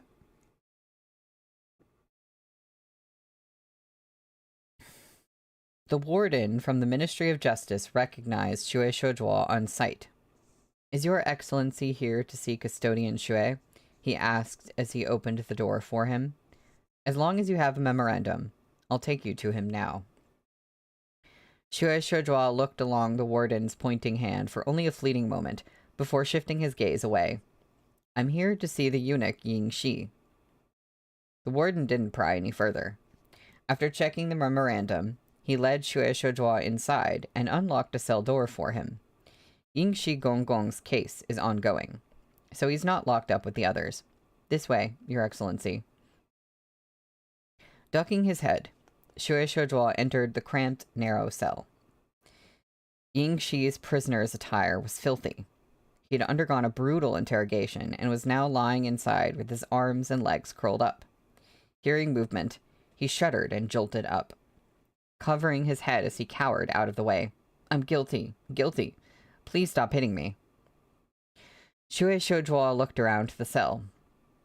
Spotting Xue Shouzhuo through the gap in his arms, Ying Shi scrambled off the bed to kneel at his feet, grabbing his hem. Your Excellency. Is Your Excellency here to investigate the case? I'm guilty. Guilty. Chains shaking, he pointed at his own face. But I was wrongly accused this time. Xue Shouzhuo's official's robe creased in his grasp. Xue Shouzhuo lowered his eyes to look at Ying Shi. A final verdict has yet to be reached for your crimes. I'm going to ask you a few questions. If you can answer truthfully, I will put in a plea on your behalf to the officials from the Ministry of Justice. Ying Shi nodded furiously, his eyes fixed on Xue Shouzhuo as he answered. I'll tell you everything I know. Everything I did was at the Lao Zuzong's behest. Who sent you to Qidong to supervise the army? The former emperor, Ying Shi answered. The former emperor sent me to Qidong as a military inspector. Lao Zuzong was the one who recommended me for the position. Lao Zuzong said that with one of us on the inside and the other on the outside, we would be comfortable for the rest of our lives and never have to put ourselves at another's beck and call. Did you swap the grain for the Bianjun commandery with moldy stock? Yingxi hadn't expected Shui Shoujua to ask about this. He released his grip on Shui Shoujua's hem and cowered back, his eyes darting to and fro. I'm but a military inspector eunuch. How would I dare touch the grain? Seeing Shui Shoujua's expression of displeasure, he blurted, I didn't force Lu Guangbai to defect. Shui Shoujua bent and grabbed Yingxi's arm. I asked if you were the one who swapped out the grain in the Bianjun commandery. Yingxi's breathing had become short and urgent. Unable to avoid the question any longer, he wiped his tears and snot and answered with deep remorse. It wasn't my intention, Your Excellency. Your Excellency, I only knew that I had to swap the grain wagons. I didn't know the replacement was moldy. If I had known, I wouldn't have dared to switch them even if I had 10 times the guts. At this point, he recalled the fear and anxiety he had lived under this past year and couldn't help but weep again. He said, sniffling, Lao Zuzong hung me out to dry. When Marshal Qi took me into custody, I was just taking the blame for Fu Man. He had a guilty conscience, so he had to get me out of jail. Shui Shoujua had never stopped looking into the case of the moldy grain in the Bianjun commandery. The Ministry of War officials involved had all turned up clean. Only when Yingxi was caught in the palace had Shui Shoujua remembered the existence of the military inspector eunuch. Scorpion. Shui Shoujua stared at Yingxi. What were you planning, coming into the palace now? Yingxi shook his head vigorously, his face a wretched sight as he spoke through his sobs. It wasn't me. It wasn't me. It really was at Fu Man's behest that I entered the palace. Your Excellency, he wrote a letter to me in the 6th month, asking me to take care of some flowers in his courtyard on his behalf. He was hoping to use them in the 9th month to win Her Majesty's favor. I truly only came here to deliver the flowers. Your kind have been hiding in Chudu all this time. Shui Shoujua's voice rose. Who else are you planning to kill? Yingxi's arm ached in Shui Shoujua's grip. He howled. I don't know. I don't know. I was wrongly accused. How about Shen Zichuan? Shui Shoujua's expression grew increasingly grim. Is Shen Zichuan a scorpion too? Yingxi shook his head as he struggled. I have nothing to do with any rebels. I swear to heaven, I'm in no way associated with the rebels. Did Shen Zichuan instigate Xiao Qie to nominate Fu Man for office? Yingxi was still trying to pull his arm away. Shui Shoujua held him tight, a chill creeping up his spine. Several things that had puzzled him before suddenly clicked into place. And the relay report that exposed Wei Huaigu. The look in Shui Shoujua's eyes was terrifying.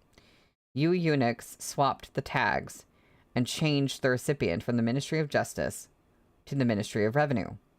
You wanted to force Wei Huaigu to turn himself in.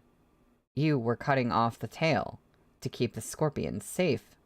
It was Fu Man. It was the eunuchs. No wonder no traces were found among the officials of the imperial court. It's the end of the scene break. Or there is another scene break there, rather. That's okay. I think I'm putting things together. So they thought that, so there's scorpions involved in the moldy grain thing. And the report was sent to Wei Huaigu instead of who it was supposed to go to. And that was them trying to keep themselves safe. But it was really just, it was Fu Man mainly leading the thing with the moldy grain. Yes? It's sounding like that now. And like I said this last time, I was like, wait a minute, I kind of forgot that we hadn't fully solved the case of the moldy grain. But that's a good reminder, too, of, like, no wonder no traces were found among the officials. So, like, we were missing some evidence because we were looking at the wrong places. Fuman was gasping for breath, head hanging, when a bucket of salt water splashed over him. He was covered in raw wounds, and the sting of the salt made him yelp. But as his limbs were bound, he could only cuss at the top of his voice. "You son of a bitch!" Fengquan threw the bucket aside and scoffed. "You're no decent dog yourself." "It's all because of you that I've fallen to this," Fuman shrieked. "You did it to yourself." Fengquan gave Fuman's cheek a condescending pat. "Just a bastard of a mere handful of years. And you dare name yourself Lao Zuzong. Seems to me you're tired of living." Fuman couldn't keep his head steady under Fengquan's hand. It didn't hurt like a real slap would, but it was far more humiliating. Blood saturated Fuman's mouth. Spitting out a mouthful of red, he said, "Just you wait. Her Majesty will seize your estates and execute your family." Fengquan leaned in and whispered, "Do you think no one knows you poisoned her? You set me up and had me thrown in prison. You were so anxious for me to die. Do you think Her Majesty can't see through you?" He began to laugh, a strange sound, as if he loathed Fuman more than anything. "Once your family is wiped out, we can move on to the other 8 generations of your clan." Fuman spat out a few teeth that had been knocked loose. "Bullshit, you despicable fucker. It wasn't me." Gasping for breath, he tilted his head back and shouted, "It wasn't me." "Who else could it be, if not you?" Fengquan took several steps back. "You were the one Han Chung entrusted with swift pursuit. He gave it to you to add to Her Majesty's food. Once she was dead, the capital troops could kill the officials of the Grand Secretariat, while making a show of hunting down the Emperor's murderer. So you poisoned Her Majesty's food, and almost took her life." Oh, Henry, I think he just slapped him really lightly, like in a really condescending way, instead of, like, really slapping him. It's like he just gave him a pat. "No, I was discreet." Fuman's voice trembled. As he looked at Fengquan, his eyes gradually widened. "It was you. You're the one who poisoned." Fuman had been caught between Li Jianting and the noble clans. He hadn't dared to disobey Han Chung, but he hadn't dared to actually poison Li Jianting either. He'd had swift pursuit switched out with a common poison and added only a little. It was never meant to kill.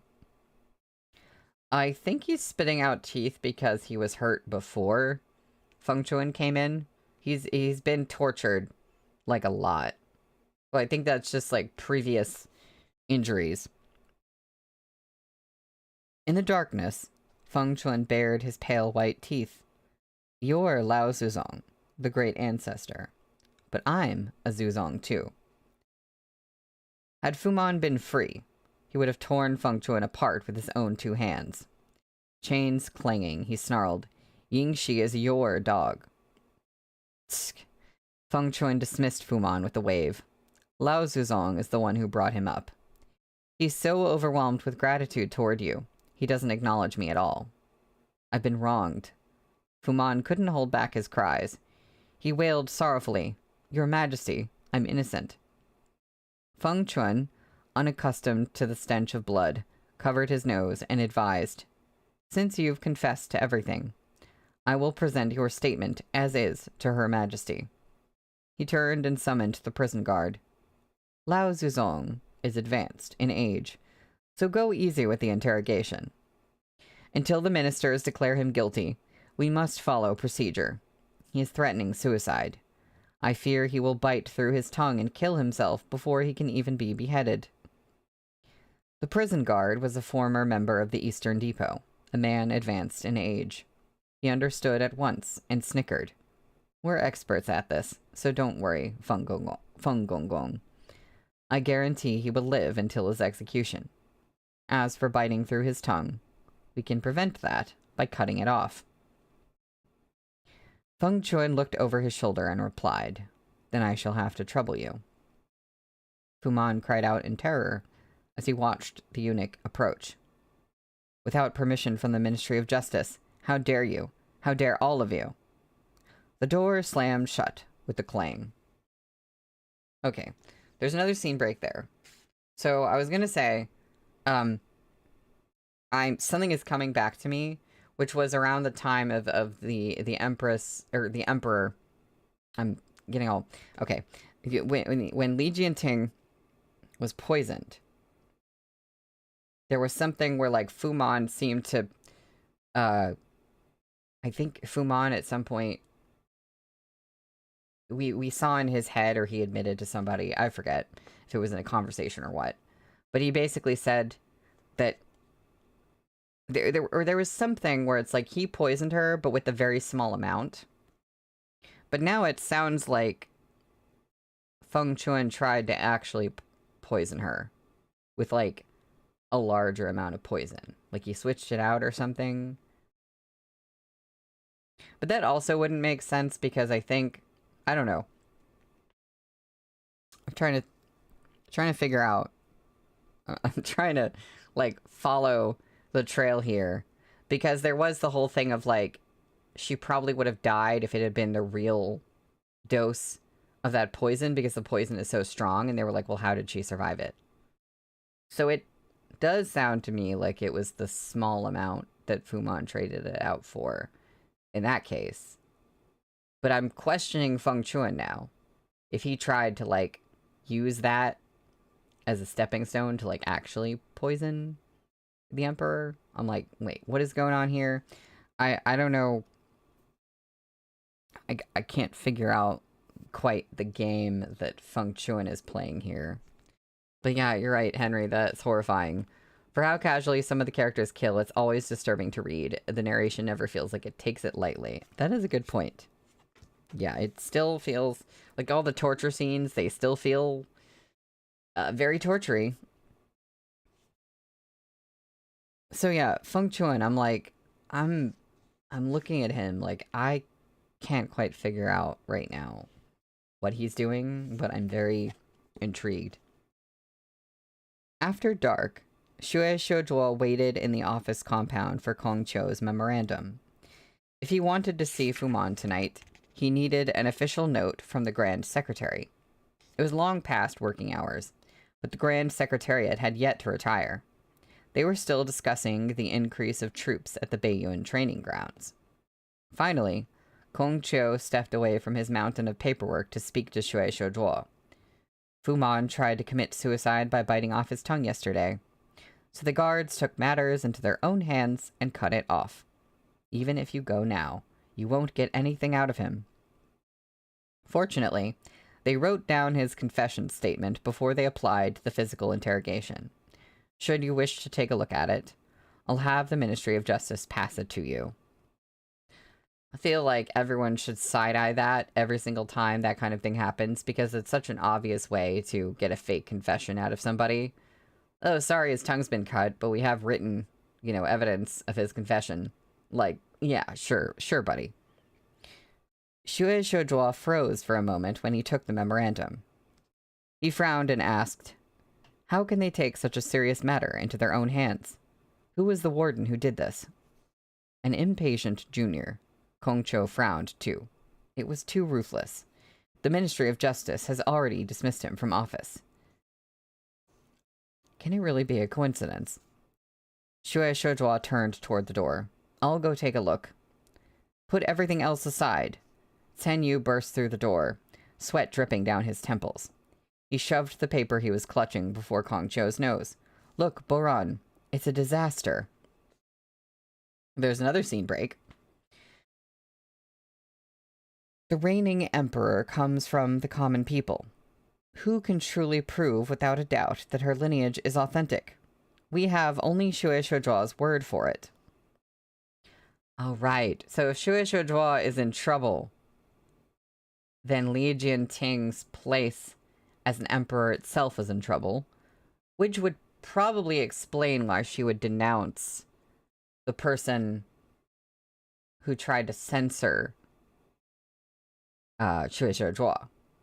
That would be a very good reason for her to not openly censor Xue Shoujuo, even though she wants to get one over on him, but she has to do it in a very, like, subtle, sneaky way.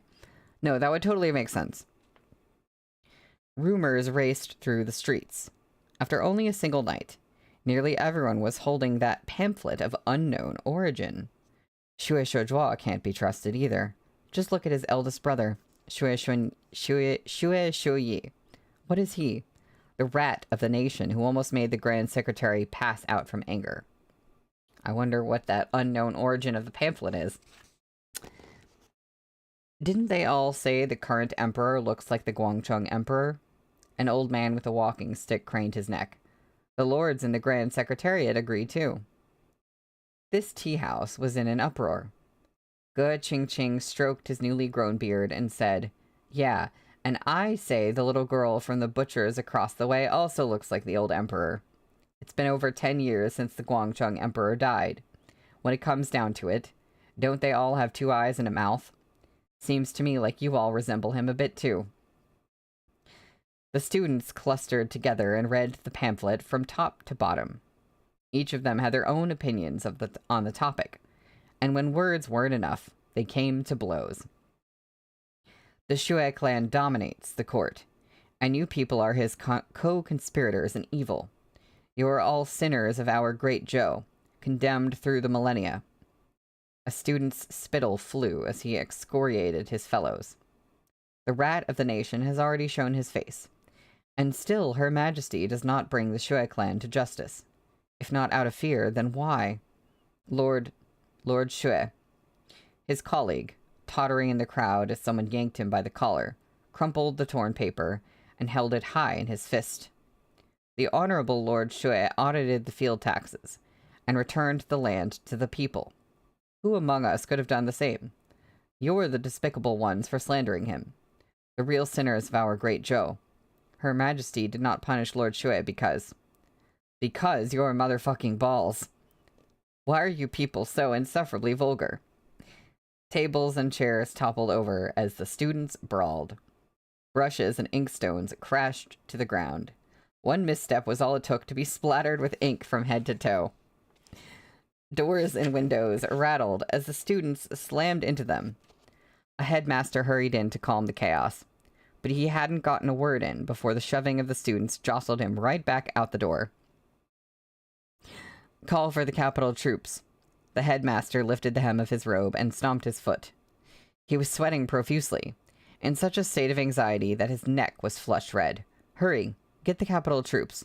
Someone's going to get killed. Lord Xue is a beacon of light, who will leave behind a glorious legacy. He is a loyal subject. Shreds of paper fluttered through the air. A student stepped onto a chair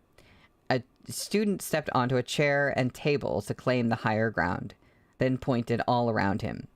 All of you persecute a loyal subject based on unfounded lies. The state and society fall to ruin in your hands. You vile.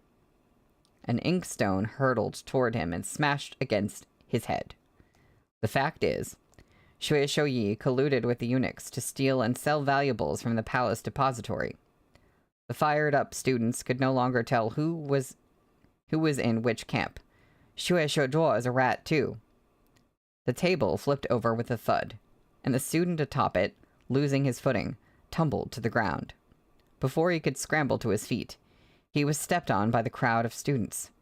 Don't trample people. A few teachers were pulling at the students from the side. You mustn't hurt anyone. What has the world come to? The aged schoolmaster slapped his thigh, tears coursing down his wizened face. Stop it, all of you. Here's another scene break. Henry, your series of comments. Oop. Haha. Ow. That is basically that scene in a nutshell. Ooh, I think we're back to Yao and you and Qiao Tianya. Oh. I think Qiao Tianya is teaching Yao and you the piece. The strummed notes of the chin lingered in the air. Yao and Yu played slowly. The red cord swayed on his wrist when his sleeve slid back. He had plucked the strings until his fingers were the same shade of red. Tianya pressed down on the strings. You missed a part. He plucked a few strings beside Yao and Yu's fingers. After another attempt, Yao and Yu still couldn't remember it, so Tianya took Yao and Yu's hand and guided him. Yao and Yu raised his eyes to look at him. Have you taught others like this before? Tianya's palm was searing hot. When he smiled, it was as carefree and unfettered as ever. He cast a glance at Yao and Yu. Sure, many. And no one ever told you, said Yao and Yu, that you're holding on too tight? Perhaps someone did, but I don't remember. You're quick to forget. The back of Yao and Yu's hand gradually rose in temperature, too. It's a good habit to have. Tianya looked back up at Yao and Yu. As their eyes met, he leaned over the small table and kissed Yao and Yu on the lips. The leaves in the courtyard rustled as they fell and landed on Tianya's back. He raised a hand to keep Yao and Yu's chin in place. The taste of medicine was bitter, as was Yao and Yu. This bitterness mingled between their lips and tongues, and dissolved in Tianya's chest, where it turned into a piercing ache. He found it painful, and he thought it was the same for Yao and Yu. As they kissed, he caressed Yao and Yu's cheek, as if he had never touched him before and wanted to make up for lost time. Do you have something to say to me? Tianya touched the bridge of his nose with Yao and Yu's. You were lying. Yao and Yu's pale face broke into a smile. I'm your first student. Tianya smiled too. Tianya. Yao and Yu raised his fingers to touch the corner of Tianya's eye. Seek not great merit, but a safe and easy life, blessed with prosperity and happiness. I wish you a life of great success and longevity in retirement. Tianya still smiled, but the rims of his eyes had gone red. Why don't you wish me luck in finding a good match, and a life blessed with a household full of children and grandchildren? Yao and Yu didn't want to say it. You were lying, too, said Tianya. You already knew how to play this tune. Yao and Yu retracted his hand. Yuanjua has no regrets in this life, he said, after coming to the spring date with you. The breeze fluttered in their sleeves. They sat so close together, and yet they were so far apart. Oh, well, there's art. There's art, everybody. I just want you to know, that's the end of the chapter. I'm so sorry to tell you, that's where we stop for today. There's the art. Them, but we're seeing them from behind. And just the vibes that all of that gives, you know, I'm concerned. But it's very beautiful art.